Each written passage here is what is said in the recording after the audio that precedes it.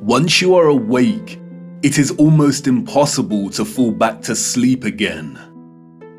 Once you discover that the Earth is not a spinning globe, but a flat and stationary plane with a firmament above it, everything changes. The trusted voices and satanic scientific priests who once shaped our reality and understanding of the world are no longer reliable. Our first-hand experience of the Earth as a stationary realm is at odds with their fabricated narrative of space and spinning planets.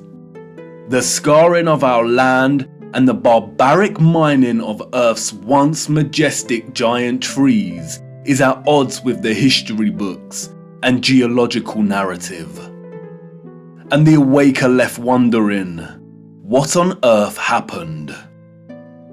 If they've lied about the Earth, space, and the destruction of our flat realm, then how can we trust the official, mainstream historical narrative?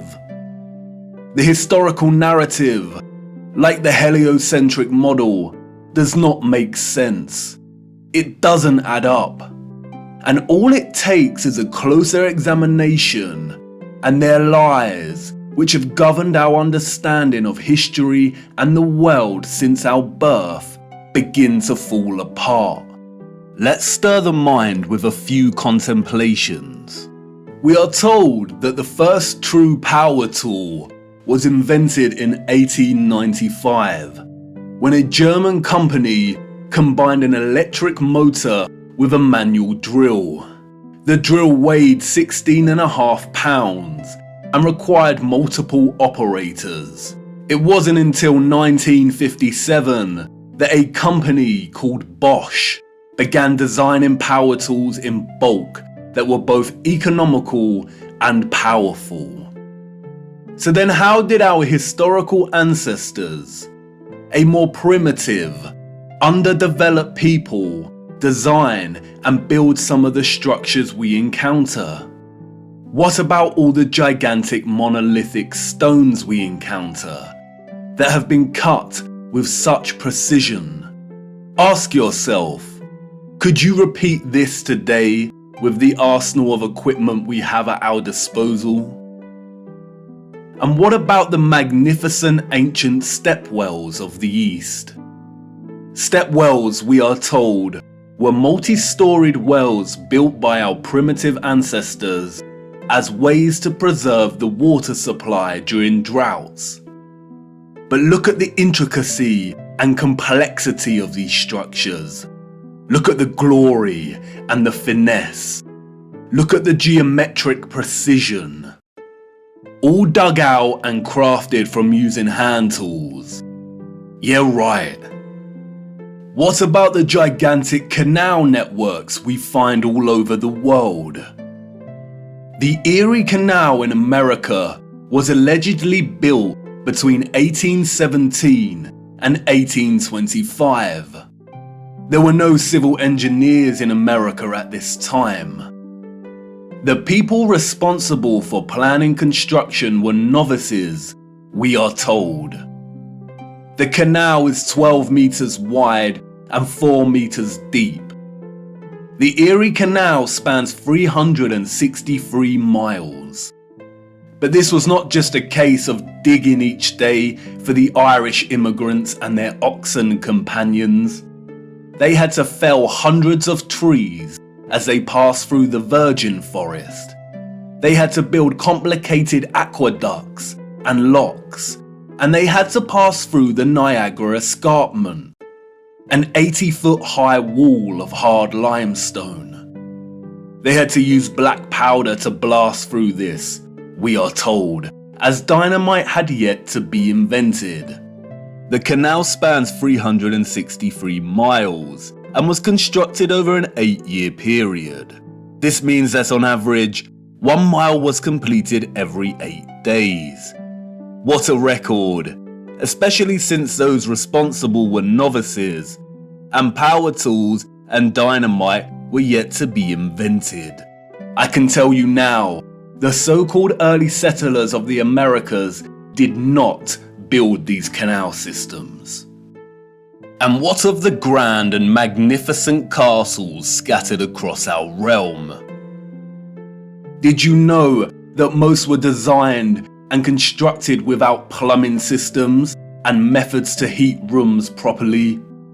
The royal and the elite of the past were content without having the accessible necessities of survival, just as long as they could live within the grand and the glorious, while the peasants, in their modest abodes, enjoyed warmth throughout the long dark winters? I don't think so. And of course, there is the impossibility of the Great Giza Pyramid Complex. The pyramids, we are told, were constructed somewhere around 2500 BC. The Great Pyramid itself consists of 2.3 million blocks of limestone and granite, and its overall structure weighs 6 million tons. The largest granite stones weigh between 20 and 80 tons each. 20 tons is 20,000 kilograms. These blocks were carved from quarries with copper chisels and allegedly transported from 800 kilometers away. The so-called experts can only theorize that a vast amount of slave labor was required. Being gullible and falling for the official narrative of slave labor is one thing, but can someone please explain how the air shafts of the Great Pyramid align so neatly with the circumpolar stars?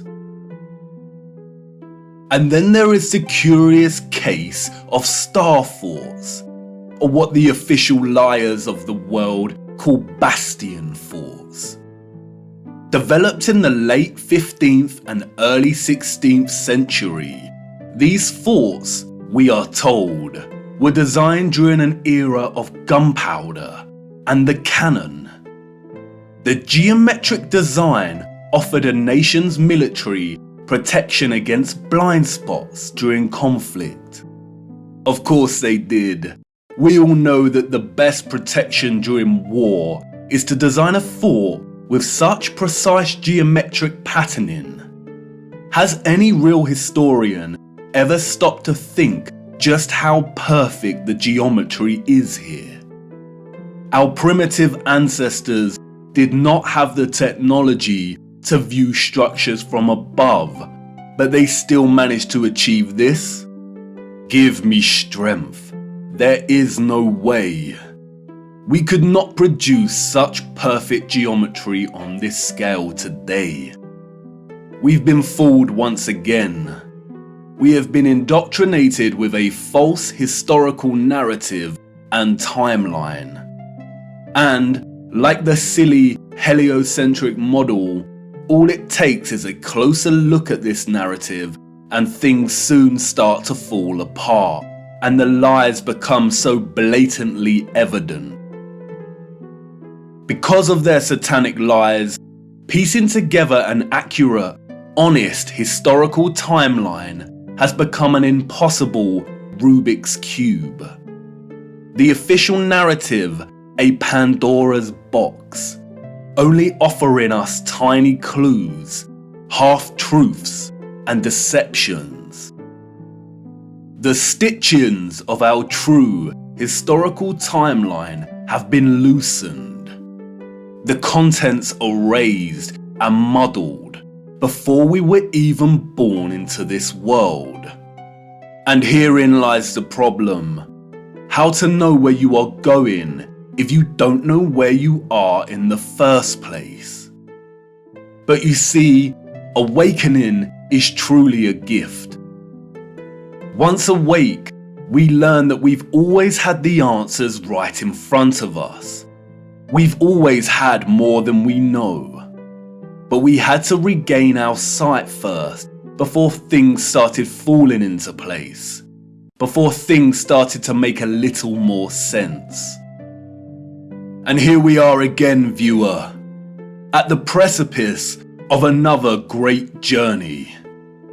What if I told you that before us there existed a civilization that was responsible for the most advanced technology ever developed, and that it was their understanding of the workings of our flat realm that was key to their innovation?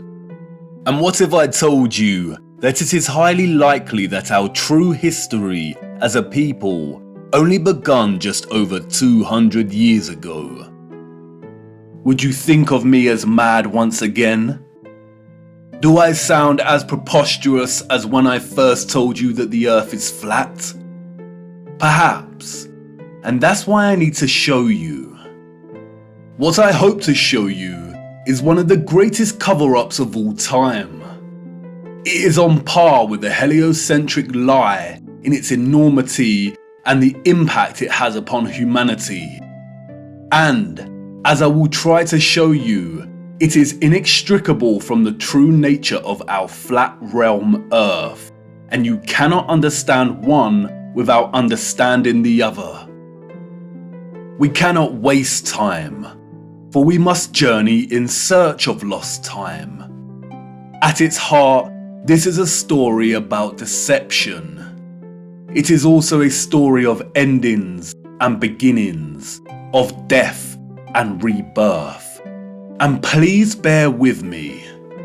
Due to the deceptions and falsities underpinning our historical narrative, this story cannot be told in a linear fashion. We need to go back and forth in time to really draw out something that brings us a little closer to the truth. It is also imperative to understand that, like much contemporary science, history as a discipline was corrupted a long time ago. At its most innocent, a lot of established historical narrative is guesswork. But at its worst, it is a set of lies agreed upon, as the so-called Napoleon put it so succinctly. We are going to be digging in the dark. No historian will be there to help us. We are alone in this journey. Our journey is a hunt for things buried in plain sight. And things may become a little uncomfortable at times, but it is necessary. We have been living a comfortable lie for far too long now. Come on, jump in and put your seatbelt on. For to understand our place in the world, we need to do the unthinkable. It's time for us to take a journey back to the future.